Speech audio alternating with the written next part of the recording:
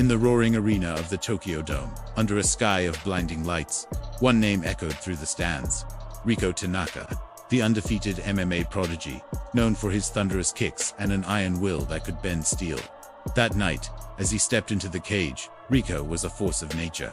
Completely unaware that fate was about to strike harder than any opponent he had ever faced. It was halfway through the second round. Riko saw an opening and went for a spinning back kick, a move that had won him countless fights. But this time, his foot slipped on the sweat-slicked canvas. His opponent, seizing the split-second opportunity, landed a perfectly timed counterpunch. The hit sent Riko crashing down. But it wasn't the punch that changed everything. It was the fall. His neck twisted at a brutal, unnatural angle. The world went white, then black. He woke up to the sterile smell of disinfectant and the soft, rhythmic beeping of monitors. A doctor stood by his hospital bed, his face heavy with the kind of sympathy that fighters despise. "Riko, I'm so sorry," the doctor began, his voice low. "The spinal damage is severe. You'll be able to walk again, but fighting is impossible." The words were a knockout blow, far more devastating than any physical strike. MMA wasn't just Riko's career. It was his identity, the very rhythm of his heartbeat. The silence that followed was deafening. In the months that followed, Riko sank into a deep, quiet despair. His gym, once a temple of sweat and determination, collected dust. His gloves, molded to the shape of his fists, lay untouched.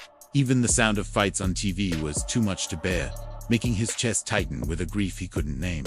The world had written him off, and worse, he had started to believe it. But one day, during a grueling physical therapy session, he overheard two young trainees whispering in the corner. "Man, if even Riko Tanaka gave up," one said, "what chance do the rest of us have?" Those words cut through the fog. They weren't a criticism. They were a reflection of the hope he once represented. And in that moment, something inside him lit up. A spark. A rebellion against the verdict that had been passed on his life. The doctors hadn't cleared him to fight, but they never said he couldn't train. So, he started again, right from the beginning. Small movements, agonizing stability drills, the frustrating pull of resistance bands. He treated every tiny inch of progress like winning a championship round.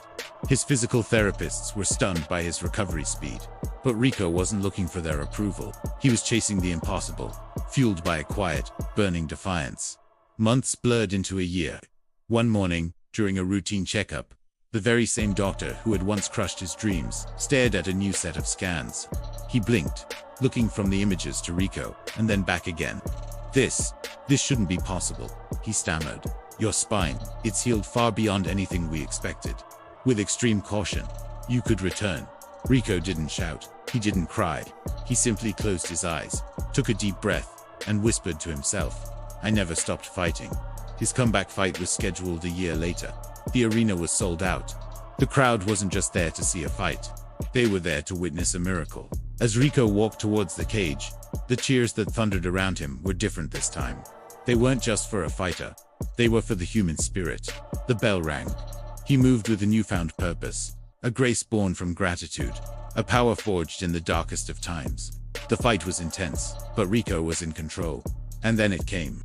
A decisive right hook that dropped his opponent to the mat. The referee waved it off. The crowd erupted into a deafening roar. As Riko raised his fists to the sky, it wasn't a celebration of triumph over his opponent. It was a victory over fate itself. He had just won a fight he was never, ever supposed to survive. He had risen again. Thanks for watching. If stories of resilience inspire you, make sure to subscribe and hit that notification bell. We'll see you in the next one.